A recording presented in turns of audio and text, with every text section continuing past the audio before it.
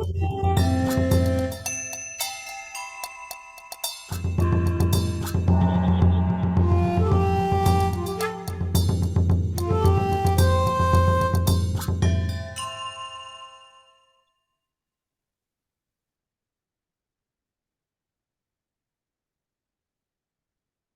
right, good evening.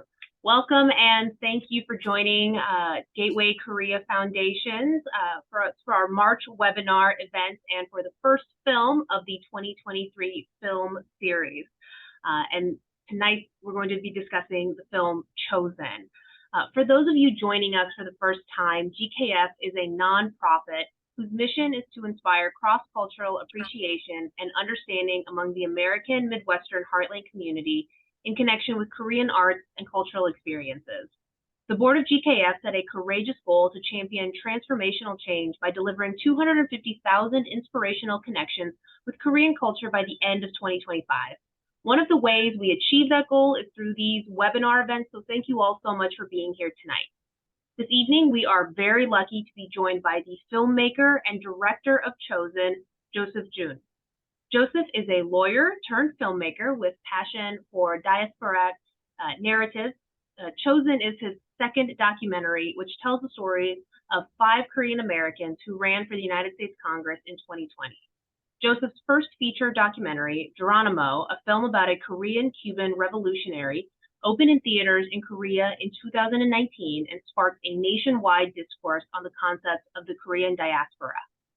Prior to working on Geronimo full-time, Joseph was an in-house counsel at the Manhattan-based South Korean government agency, KOTRA, for 4 years, where he advised Korean companies and entrepreneurs on U.S. intellectual property and startup law. Joseph studied film and video at UC San Diego and got his JD at the Syracuse University College of Law.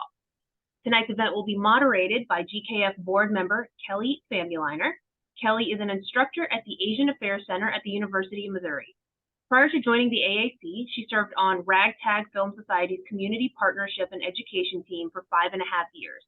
In that role, she provided guidance and support on implementation of Ragtag Film Society's organization-wide community engagement plan, developed and led media literacy trainings for students and teachers, and advised on best practices for community engagement and audience development at Ragtag Cinema and the True False Film Fest. Kelly also worked as a mental health professional for over a decade. She holds a bachelor and master's degree in social work from the University of Missouri and is a licensed clinical social worker in the state of Missouri. Now, the format of tonight's presentation is designed to allow for questions at the end, and I will be monitoring the chat function throughout. So if you have a question, either during the presentation itself while Kelly and Joseph are chatting with one another, or towards the end during the actual Q&A part, please send them to me in the chat, and we will try to get as many questions asked and answered as time will allow. And with that, I'm going to hand it over to Joseph and Kelly.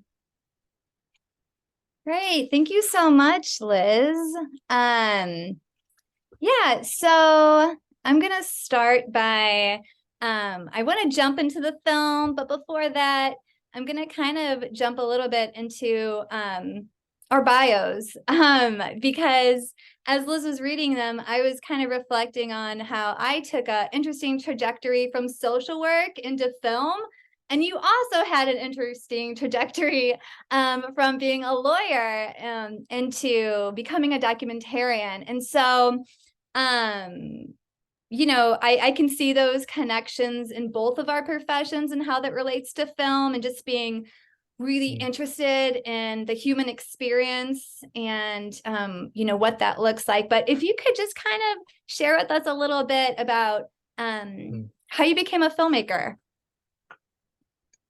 Yeah. Well, first of all, it's nice to be invited back. May use that.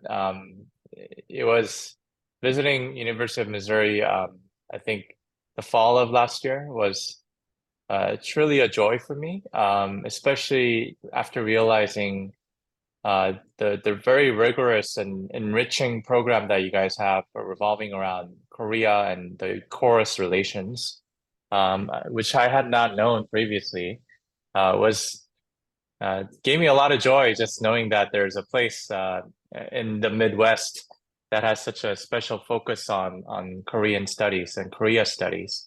So it's nice to be back. In fact, I was last night I had a screening in Atlanta at University of Emory at Oxford College. And because I was very determined to be back, I booked the early morning flight at 7 a.m. And I don't know if you guys been to Oxford College campuses, but it's really out in the nowhere. So I was waiting for my Uber driver for a whole hour, and I ended up missing the morning flight. Oh no. And then the next flight that they could book for me was actually tomorrow. So I said, no, that's not going to happen. So I went at length to go back on Google Flights and just booking an entirely new flight from a different airlines, just so that I can be back on time and I can access here instead of at the airport. So Oh. it means a lot for all of us to sit down together and have this conversation. That's at the outset. I just wanted to get it out there. Oh, we're honored. Thank you so much No, for of changing your course. entire schedule to talk with us. No, it's my fault for not having understood the geography of where it is. But in any event, how I became a storyteller, why I made a career switch, if one can call that, from practicing law to filmmaker. And at the outset, let me just put it this way. I've never made a conscious decision to become a full-time storyteller. It just happened because, as some of you guys may know, I wanted to backpack to Cuba out of the blue. On my third year practicing law, went to Cuba just to have fun by myself. And walking out of the airport, the taxi driver happens to be an Asian lady. So, it's an irony, right? The first Cuban you meet in Cuba is this Asian lady. So I turn around and I'm like, hey, how did you end up here? Like, are you Chinese? And she says, no, I'm fourth generation Korean. My grandpa was sold as an indentured servant 100 years ago. And my dad was born in Cuba and he fought in the Cuban Revolution with Fidel Castro and Che Guevara. And now I'm driving taxi and, she invited me over to her house. Next day, I spent the entire day with her members of family. And, that one singular experience had a really profound impact on how I think about other members of Korean diaspora. And I initially went back to Cuba thinking that I'm going to make a 20-minute YouTube clip. Little did I know that turned into a 5-time Cuba visiting with 20 of my friends over the next 3 years. And I thought I was going to take a 1-year sabbatical from law, and I never ended up going back. This is my 5th year not having practice, and I still struggle as to whether I should go back at some point because I only practiced for 4.5 years. So it's still an ongoing sort of identity crisis career-wise. And that's how I am doing what I'm doing without having made that conscious decision. It just happened by serendipity. That's incredible. I know it probably feels like two different worlds, but I think it's pretty amazing that you're great at two different things. Like that's really cool. Like to be a wonderful filmmaker and lawyer, like that feels like two really great skill sets to have. I would say so. I would take your compliment, but not to say that I was a bad lawyer, but you've never seen me practice law. So. Okay, so that's true. Just assuming what I know about you, I'm like, you're probably very good at what you do. Wonderful. Thank and you. so the film that you're talking about is Geronimo, right? Mm-hmm. For those of us who haven't seen it, is it available for us to see? Where can we view that film? Yeah, my international distributor did his magic, and starting from 2 months ago, it's now widely available on Amazon, YouTube, Apple TV for pay-per-view. So it's just like a few bucks. You can find it if you type in Geronimo documentary on Google. You should be able to find links to watch it. Wonderful. Add that to my list. Okay, so now we'll jump over to Chosen. I guess my first question is, what was your entry point to this film? Obviously, it's a very compelling story. It's a historic story. It's incredible. How did you, how were you the storyteller for this film? Yeah, so as I was, let me just continue from where I left off, which is I chose Geronimo. It took me 3 years to make it, and I had a theatrical release in Korea on November of 2019. And when the theatrical run, went on for 2 months, and when I returned to the States in January of 2020, I started touring different college campuses. I think at some point I wanted to also pay a visit to University of Missouri, and I think Professor Adam Her and I were conversing about my potential schedule when the pandemic hit and the world stopped, and all my 30 plus screenings scheduled across the US stopped. And I was relegated back to Korea because if you guys remember, I'm calling in from New York City, but New York City wasn't faring well with the initial stage of the pandemic. So everyone was leaving the city. And I also took my chance and went to Korea because Korea was faring much better at the time. And that's when I was, really devastated because my baby that I just delivered after 3 years of hard work had nowhere to be shown. It was a luxury to think about my film career at that point. I mean, the world was going crazy, right? And I was seriously exploring whether I should go back to practicing law. So I started looking for jobs, but no law firms would hire, no legal jobs were available. And during my pastime, I picked up a book. Kelly, I'm making a little detour. I'll eventually get there. Perfect. I picked up a book Take your time. I picked up a book by John Bolton, who was Trump's former security advisor, in which the book was called "The Room Where It Happened," which is an expose of his 2-3 years at the White House and sort of exposing all the challenges and the the ugliness of the previous administration, not to sound partisan or political. But anyway, in one of the chapters was titled Hanoi, in reference to the Hanoi summit between Kim Jong-un and Trump. And he basically says, John Bolton, I'm sure there are many other complex layers and intricate sort of details, but that was omitted. In John Bolton's words, the reason the Korea peace talks failed between Trump and Kim Jong-un was as follows. Self-interest, ideological collision, and sort of impulsive decision by Pompeo, Trump, and Bolton. That's why the Korea peace talks fail, is basically the reason he gave. And for anyone who's even remotely interested in the peninsula, the Korean peninsula, or the peace in the East Asian region, would find those lines very difficult to believe, right?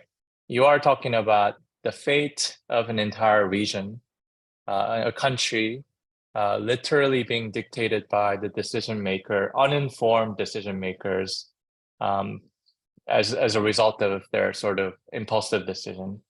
I couldn't believe it, and I started hypothesizing, what if those who made those decisions were in fact someone who's informed about Korea or were of Korean descent? They probably would have rendered policies or decisions that are more favorable to the peace in the region, right? And that's around the time when I read newspapers saying there are 5 Korean Americans running for US Congress, which is the most number in Korean American history. And I thought maybe they can be a solution to my hypothesis. Maybe if they indeed become public servants, they would render policies that are more peaceful. And that's why I packed up my camera and called David Kim and flew over to LA. Yeah. Wonderful. And we see in the film that I think Andy Kim shares, like, I'm here, just let me know, Right. like, I'm ready to provide guidance. I'm ready to, I think he even contacted the White House to say, like, I'm here, please include me in these discussions. I can provide, Precisely. History, I can provide nuance, I can provide, and I, if I'm remembering correctly, he never received any response, which was really disheartening. So now, did you know David Kim prior to going out to LA, or was it just kind of like, hey, I see you're running, I would like to talk to you? So I knew David. I wouldn't say we were close friends at the time, before the beginning of shoot. But I was aware of him because, before David Kim became a really passionate social justice immigration attorney, he was actually a really well-known entertainment attorney among Korean Americans. In fact, I think he helped A-Lee, the Korean singer, go into Korea through. I think he reviewed her contract, and he laid enough bridges for her to be connected to the right people in the industry. I think he also, helped out BMK or many Korean pop artists also trying to launch their career in the US. So, there's a point at which, because I was working for a Korean government agency, we invited David Kim to speak on some of the entertainment law issues that a lot of Korean companies can potentially face, right? So that was the extent to which I knew David. We were friends on Facebook, and I started following, sort of his journey, because he came out in 2018. He sort of came out through Facebook post, and I didn't understand the details or the intricacy or the nuance of his family dynamics at the time, but he started sharing some of the details of his relationship with his father online, very honestly. And I became very intrigued about David Kim as a person in general, but he announced his run, and he passed the primary, and I noticed this really weird sort of reservation from the Korean media or Korean Americans in general, not giving him any support or like taking him as a serious candidate, right? So it was always, lingering in the back of my mind, but it wasn't until I read John Bolton's book where everything sort of clicked, and I decided to, follow all 5 candidates at some point. Yeah. And, obviously, all 5 candidates are across the political spectrum, which was really interesting. They all have, very interesting stories. Obviously more time was given to David and his campaign. Did that kind of happen organically? Was there one point when you were filming that it just kind of centered a little bit more on him than the other candidates? So I have 2-part answer as to why David Kim became the main protagonist of the film. One is purely pragmatic and realistic sort of limitation, which is David Kim is the only person who gave me unlimited access to his campaign. So I had imbalance of footage.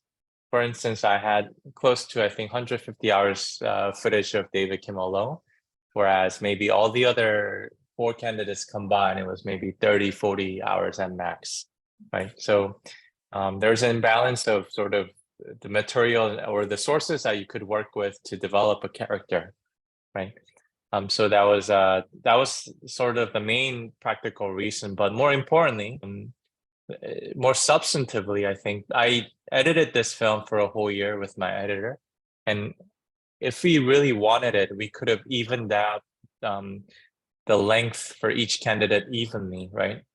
But we decided against that because as we will hopefully get more into in depth, David Kim is it's a complex character, to say the least, right? He alone embodies so many different intricate layers of complexity that the Korean American community faces. He alone embodies, I think, a tension between different generations, a tension between different ideological groups, a tension between sort of evangelical fundamentalist Christian view versus LGBTQ, how they're demonized, tension between there's a racial undertone. David's partner being, Black American, and his parents have this rather conservative sort of disapproval of David's partner, not just being gay, but also being Black boyfriend. And also, political, religious, ideological, at so many different points. So we thought David Kim, his loss especially would allow us to chew on those areas of discomfort. I think had David won, and this is me storyteller perspective, obviously I would have wanted all 5 of the candidates to win, but had David won, I wonder we might have turned a blind eye perhaps to some of the areas of discomfort that David represented. We might have maybe, swept them under the rug and, not give them a second thought. But because he lost very bitterly, right, by the slimmest margin in that district's 50-year history, because it's such a bitter loss, I think it makes us think twice and 3 times about why, there are so many complex sort of conflicts within the Korean American community. So, yeah. Yeah, and I will say from the perspective of an audience member, I was really sad that he lost. I'm not crying. I just have something in my throat. That was like a really weird time to get something in my throat. I promise I'm not emotional right now. But, as you know, you came to Mizzou and we had, I don't know, maybe 30 or 40 of our Korean students who came to Mizzou to study for a semester, come and watch the film. And I will tell you that your film was so impactful that they felt, we talked about it in class for several weeks after. They all followed the election night coverage to see what was happening, in 2022. And I think that some of their perspectives of both what it is to be a Korean American, and then some of the issues and some of the, especially the relationship between David and his father was really, they processed that a lot. And I was thankful that, it is nice sometimes when there are documentaries that kind of get wrapped up in a nice little bow at the end, like everything you want happened. And it's like, that's but I feel like we learn so much more for the ones that don't, and that kind of have like, the main thing that maybe we wanted to have happen didn't. And then kind of like you said, sitting with there and asking ourselves, well, why? Throughout the film, some of the other candidates and some of the other people were saying, well, it's because he's never been involved in the local Korean community. It's because we don't see him in church, or he doesn't volunteer, or this or that. And I think as an audience member, perhaps that might have something to do with it, but then you also think of the other things that you mentioned, and you kind of wonder how much do all of these things coming together really affect that. So yeah. And how did you guys collectively react when you guys saw the outcome of 2022 election? I was very upset. I think one of our students even donated to his campaign. Oh, wow, I see. I was paying, to be honest, as we kind of mentioned this, Mizzou screened this film about maybe 3 or 4 weeks before the 2022 election. That's right. And so that night, truth be told, I was paying more attention to what was happening in David Kim's election than I was in my own local election. And of course they're on, in California. So I had to go to bed before I could figure out, I'm on Central Time. Right. But I was really, again, it was a really slim, spoiler alert, he lost by a really slim margin. Yeah. And I looked yesterday just to see David Kim 2024, and I don't know if you know anything that I don't, but I don't see anything. I don't see a page for that yet with David Kim's name on it. Sure. we also had me and because the film opened in Korean theaters on November 3rd, which is just a few days before the election.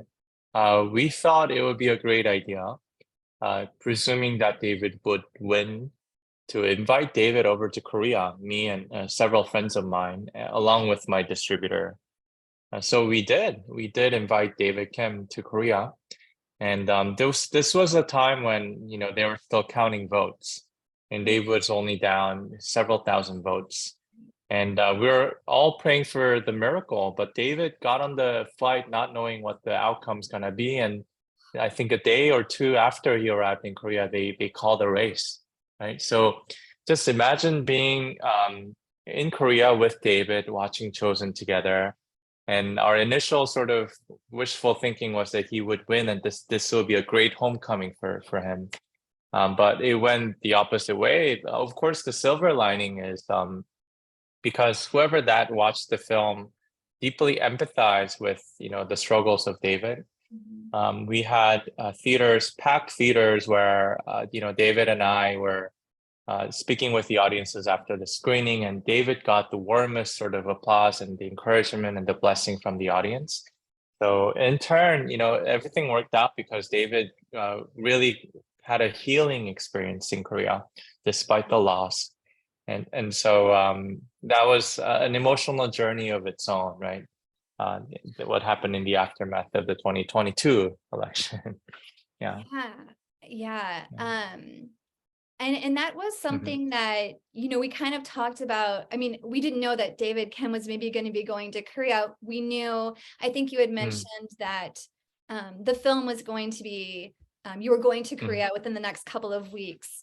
And one of the questions that we were all kind of wondering is how was the film held in Korea? How was it received by Korean audiences? And it sounds like, maybe you can elaborate, but it sounds like, well, and that he was, received a warm welcome, which is great. Yeah.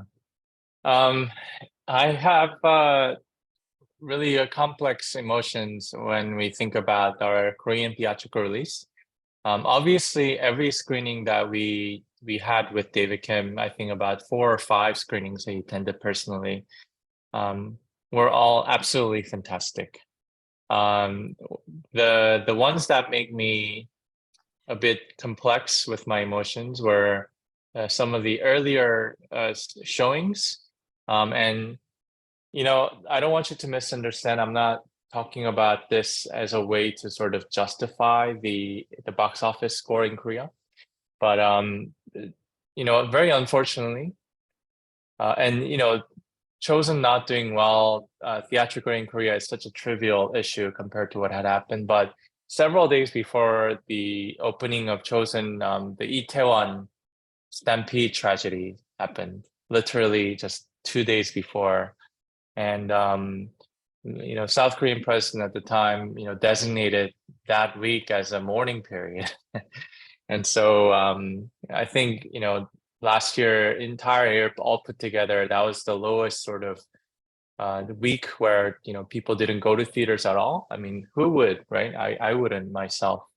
And so we had about 4,000 people come out to see Chosen total. One might think, oh, that's a decent number, but we were estimating conservatively at least 30,000, right? And to have more sort of attention from the Korean media, primarily also because the election was happening as the movie opened in theaters. But unfortunately, that did not happen because all the news were revolving around the stampede, which is extremely unfortunate, and I was deeply saddened too. But for those who did watch, one of the Korea's top, I would say, top 5 critics that have a frequent appearance on Korean movie channels, his name is Rainer. He selected Chosen as the best film that came out in 2022. So, we're getting good critical acclaim from experts and moviegoers overall. But if you're to ask me about what was the general reaction from an average Joe lay people, I think one of the most frequent feedback that I received personally was how little they knew of the lives of Korean Americans, how little they knew of the history of Korean Americans, how little they knew about the importance of LA Uprising 92 for in the formation of Korean American identity, and how similar the Korean American political climate is to their own, right? The left-right divide, the socialist sort of label versus anti-communist Christian label, and the homophobia and the xenophobia and the level of racism that's so prevalent in South Korea was also kind of playing out in the Korean American community. So a lot of similarities, but also novelties and realization was the dominating feedback. Yeah. Yeah. And same feedback we got, or at least I did from my students. And it was really neat to kind of see them make connections between Korean American culture and Korean, their, culture in Korea. And then just also just kind of grappling with some of the things like the dynamics between father and son and dynamics between, other things. It was just really interesting and it affected them profoundly. So thank you again for bringing your film to Mizzou. My next kind of question, and I bet you've done just a million interviews about Chosen, and I bet this scene is the one you get asked about the most, and I probably don't even have to, you can probably just answer the question without me even asking it. But I'm thinking specifically, and this was a scene for me that I kind of like held my breath. And it's when David's parents showed up to, the election night kind of get together. And I was so nervous. And I just, I was so thankful his brother was there. I just kept thinking like, oh, thank goodness he's there. But, we see a little bit, there is some, on the screen, there are some words that like, the film, I think maybe filmmaking team, maybe you and maybe some people like in David's campaign kind of knew this was happening. So kind of tell me about, but David didn't know, right? So tell me about how that, a little bit more about how that came to be, and maybe how when the cameras, when his parents left, when the cameras stopped rolling, how David like processed what had just happened with his parents there. I as I was alluding to earlier, I had a screening in Atlanta, and we had a lot of students come out, over 70 plus. We had to limit the number of students coming in. We had to cut like 13 students out because of legal capacity. And I would say out of the 70, Koreans were probably about 20, 25, and the rest were non-ethnic Koreans. And whenever the election night scene rolls, I pay special attention to the reactions of students.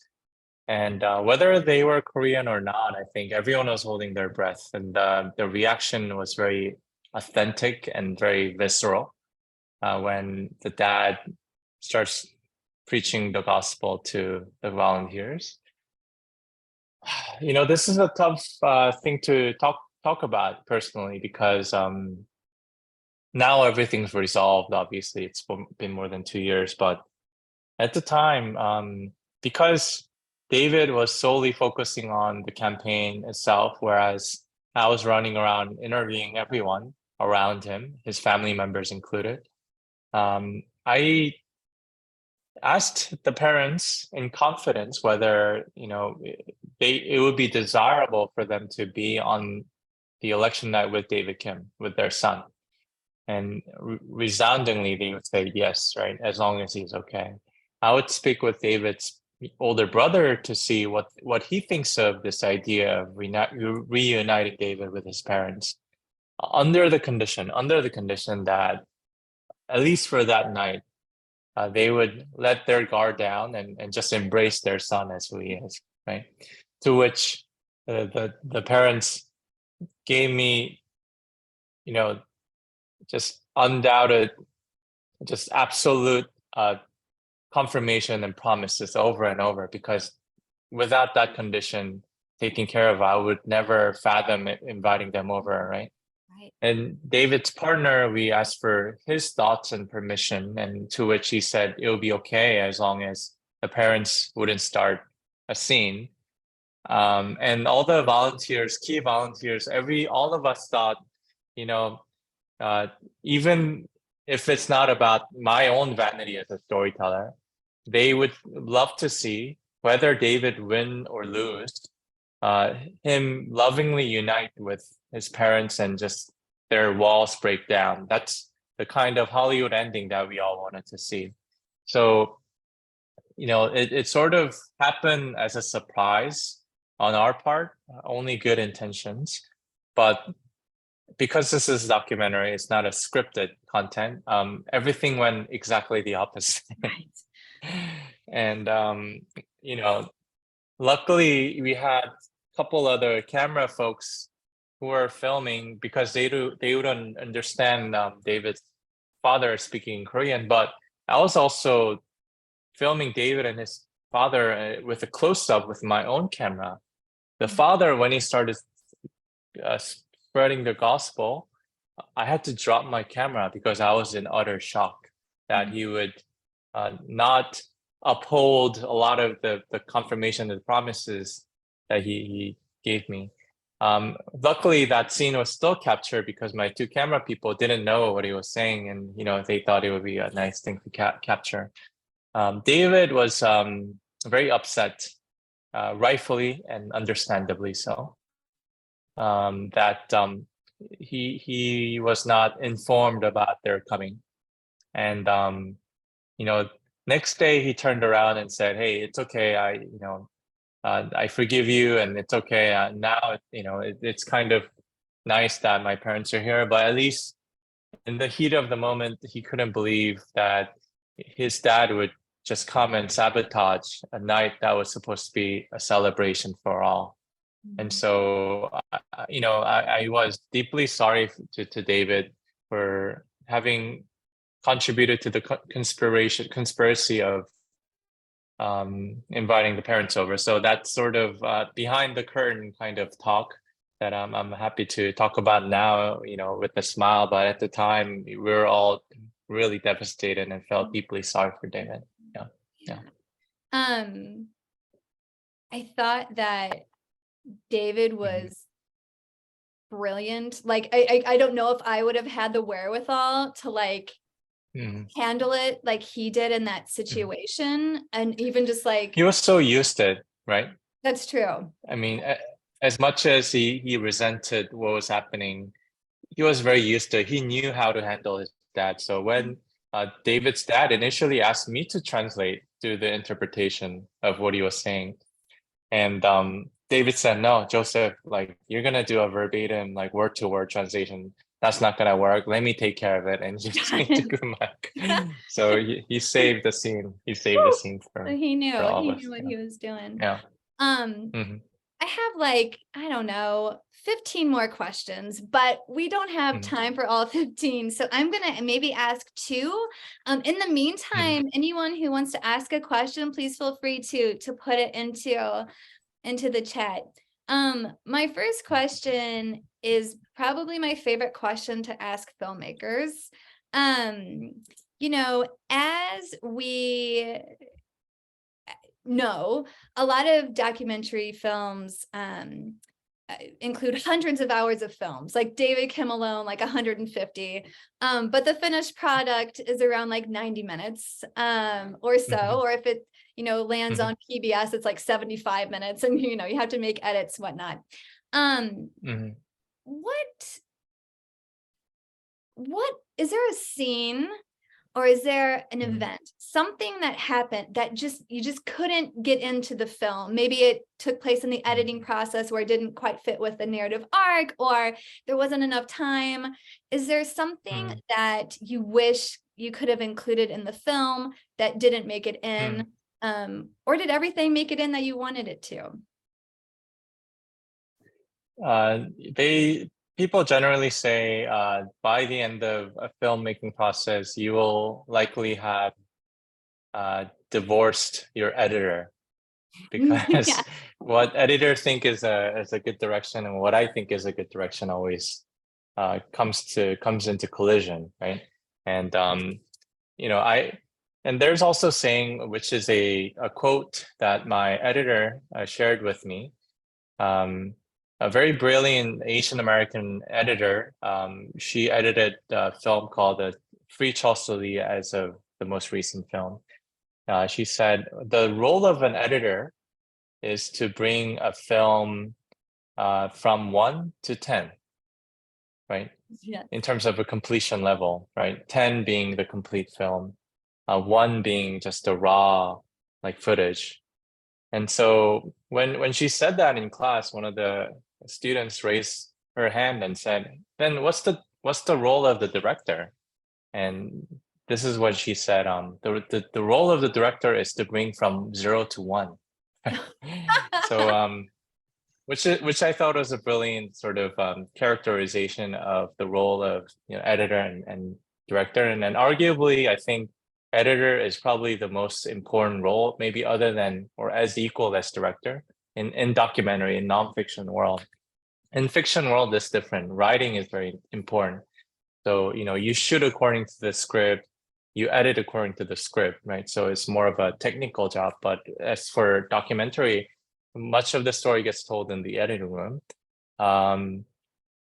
I think, one thing that I wish were included and chosen was I wanted to get more into the story of Marilyn Strickland.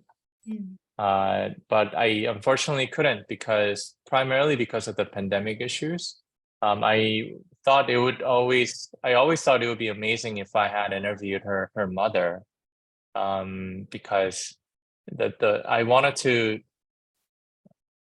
touch upon the whole sort of history of the women that are so derogatorily or sympathetically called as military brides, right? War brides. But they are the ones that set the cornerstone of the Korean American immigration from the 50s through the 80s. And I always thought that there's not enough attention paid to them. But this whole idea of her mother not speaking English, getting married to this USGI, bringing her 1-year-old infant to the States, being discriminated against, yet her daughter, growing up to become the first Korean American woman in Congress is just unbelievably heroic story. And I really wanted to interview her, but we couldn't get the permission because she's 94 years old, and this was before the vaccination. And we didn't want to run that risk ourselves.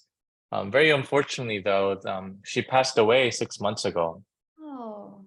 So, condolences, obviously, to the Strickland family, but I just wish that we had, some of her interview while she was still healthy, but we couldn't. So that's one sort of pain points that I have about the overall story.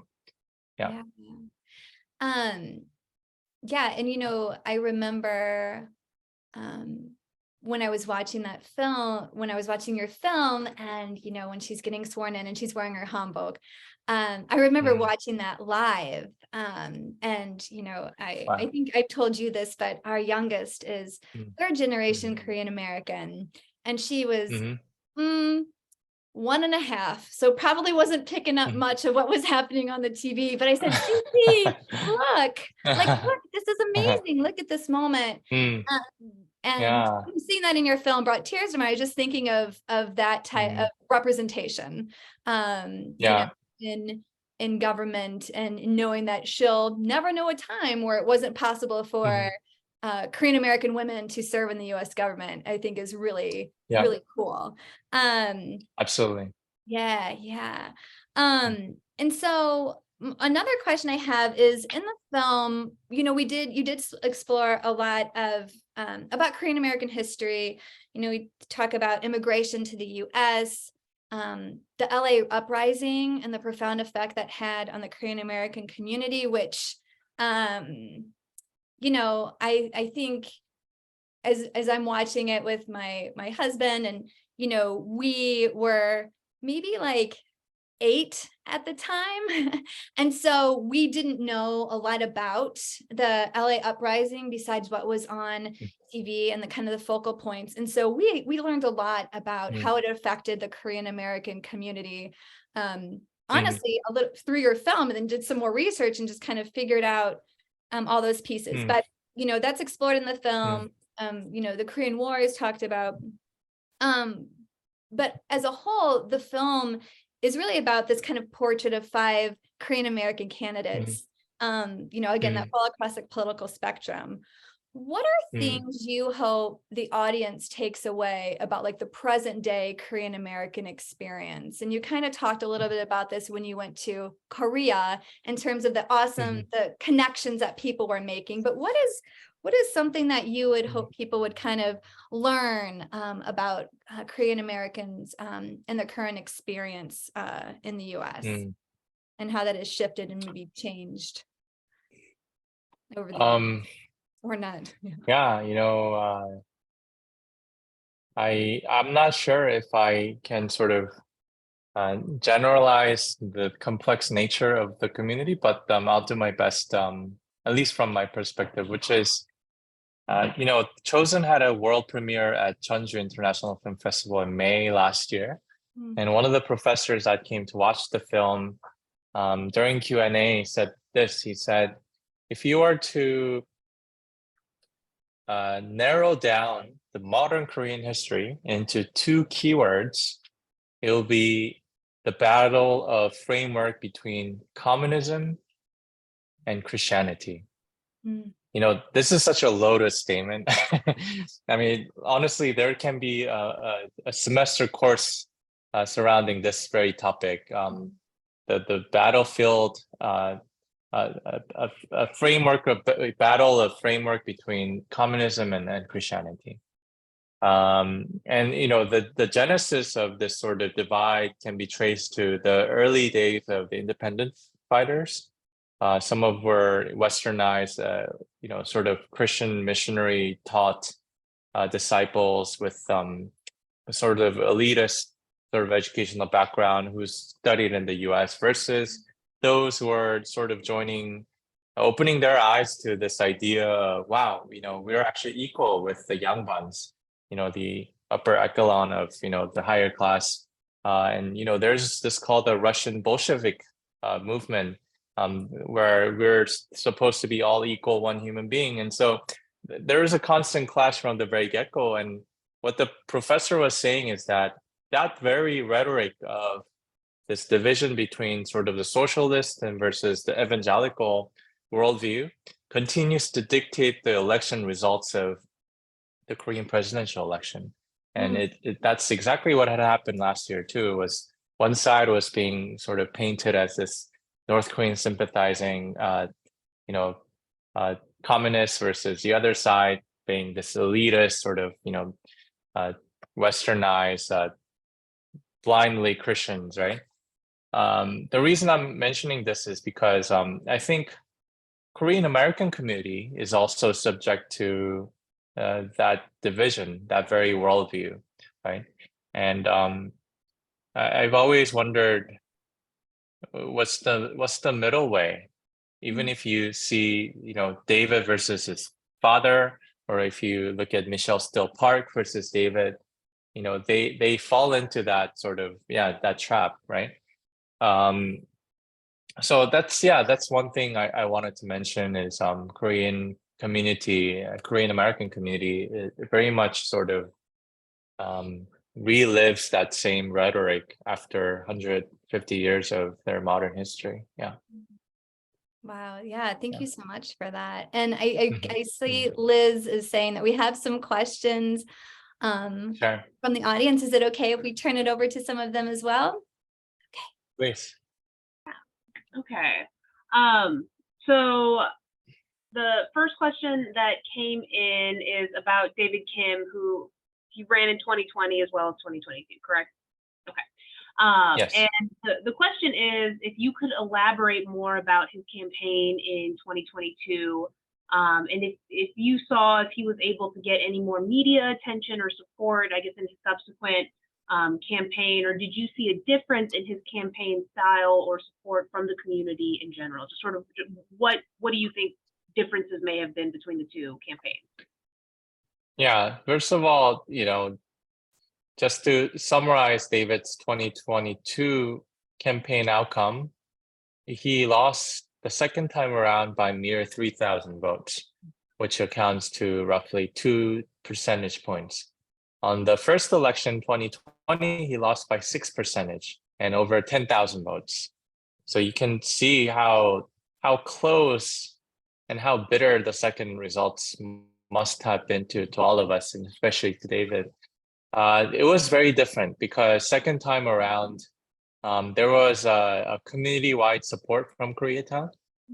But I must add that the members of such community-wide support were mostly of humble background. And by that, I mean, there were elders, they were students, they were moms that came out to volunteer. I was part of this Kakao group chat where 50 volunteers formed that Kakao chat group 6 months prior to the election. They were knocking doors, folding mails, dialing phone calls to convince voters in the block. He did not get the support from wealthy real estate developers who are of Korean descent. He did not get the support from the CEOs or the haves. And you can understand maybe some of that stems from his policy. Some of that stems from their rather more conservative background. But whatever the case is, he did get the support from the grassroots and the humble Koreans, but not enough to overturn the result. And this time around, he got a little bit more of like media exposure, but Korea Times, for instance, didn't go far enough to endorse him this time. They decided not to endorse either candidates. And there's a elaborate reason as to why that was the case, but I wouldn't go into detail. So all that is to say that, it was different in some sense, but not enough to overturn the result. This is a really good question. Do you know if David's parents ever watched the documentary? And I'll stop with that. There's follow-up, but I'll stop with that one. Oh my God.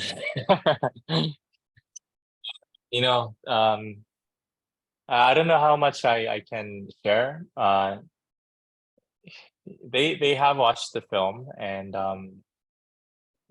my relationship with them have also been rocky at times, to say the least. It's still in the works. They feel uncomfortable about certain segments of the film, and understandably so. But like, this also kind of touches upon the ethical sort of issues that storytellers face. On one hand, do I want to capture David's story in full to honor sort of his own journey, or do I want to censor what David has to say about his relationship with the parents in defense of the reputation of the parents? Like, this is the kind of questions that you must take and make. And for me, I decided to side with telling David's full story. And as a consequence, there will be people who will be hurt by the very decision that I make. And it's a consequence that I have to deal with, whether I like it or not. And there was a time where, I've been very trying to make up to David's mom and dad about my reason for such decision making, right? And so it's in the works, I would say. And initially, didn't like it, but they ended up liking it. And, after a while, they thought, it reveals too much about their family dynamics. And other times, after talking to David, they're like, okay, this is an honest depiction. So they kind of go back and forth. And that's where they are right now. It's hard to pinpoint and say there's a happy resolve. It's still an ongoing sort of journey for all of us. Yeah.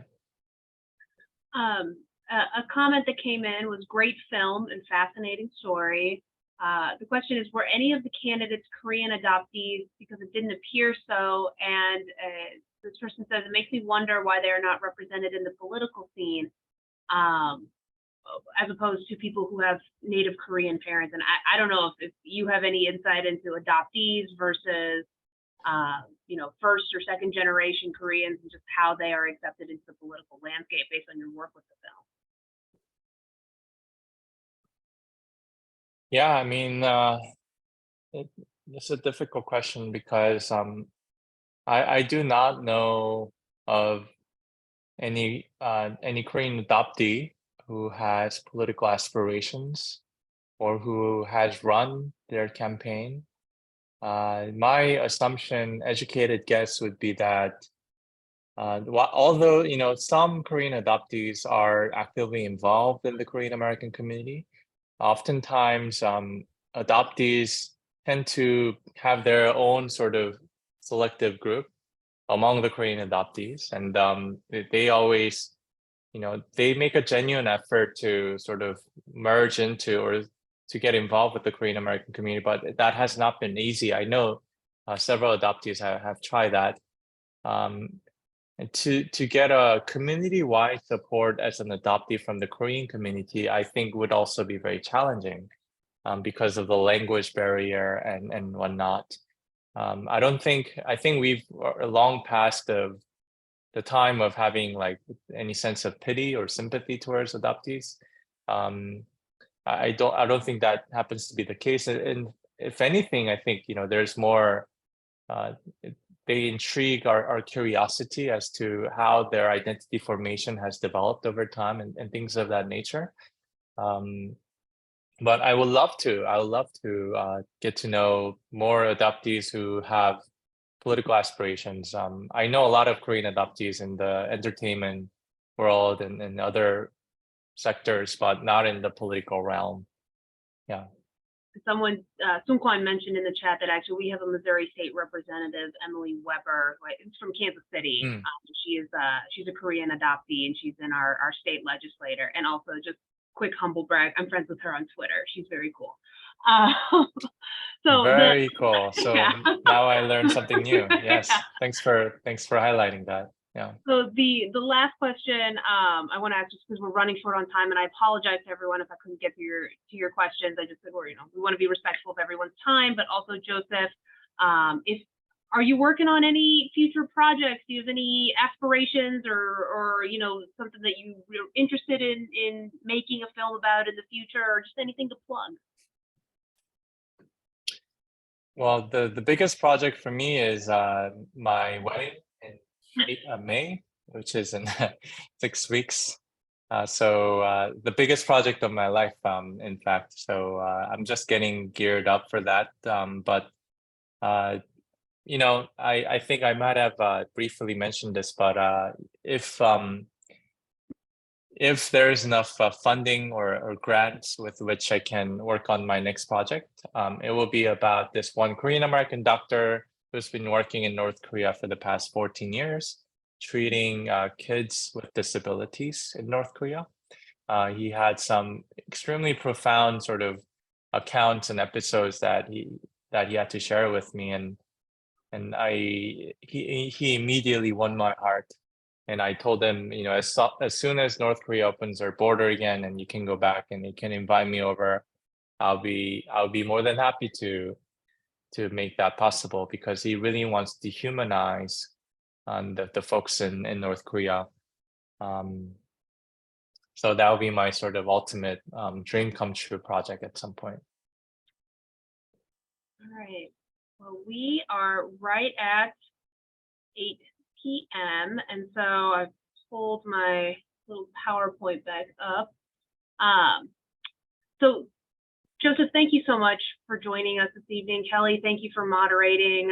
This was a really fascinating discussion, and I really appreciate both of your time and your effort. And Joseph, again, really, we cannot stress enough how much we appreciate whenever people are able to make their time available for our members, and provide your time and your talents for us. Before we end out the evening, I want to plug a few things for GKF.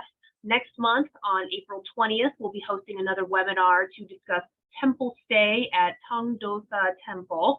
And then additionally, I'm going to scroll to the next slide.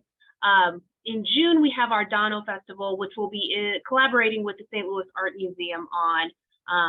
And additionally, if you haven't, also I'm kind of going back now, back in January, we held our Lunar New Year program, and that's available on YouTube. So if you haven't seen it already, you can go on YouTube and watch it in its entirety. As some of you may know, 2023 marks a really important year for GKF. This is our 10-year anniversary, and we have lined up several great events throughout the year in celebration, which will culminate in our 10-year anniversary gala at the end of the year. If you haven't already, please follow us on social media. I dropped links to both our Facebook and our Instagram. I think we're also on Twitter, but you can also get on our emailing list, so check us out on our website. And that's a great way and the best way to stay up to date on all of our current events as well as upcoming programs. Finally, if you enjoyed tonight's event, you've enjoyed past events, you're looking forward to the future events, please consider making a donation to GKF. We are a nonprofit organization, and we rely solely on the generosity of donors like you. So also, we're also always looking for volunteers. So if you have any interest in helping with events, in particular things like Dano or the Chuseok Festival in September, please visit our How to Get Involved page. I've also dropped that link into the chat. And with that, I'd like to again thank Joseph and Kelly and all of our members who joined us this evening for all of your wonderful questions. And thanks all. Have a great night. Thank you. All right. Thank you, Kelly. Thank you, Liz. Thank you very so much. Hey, Joseph. Thank you, everybody. Enjoy it very much. Yeah. Take care. Thank you.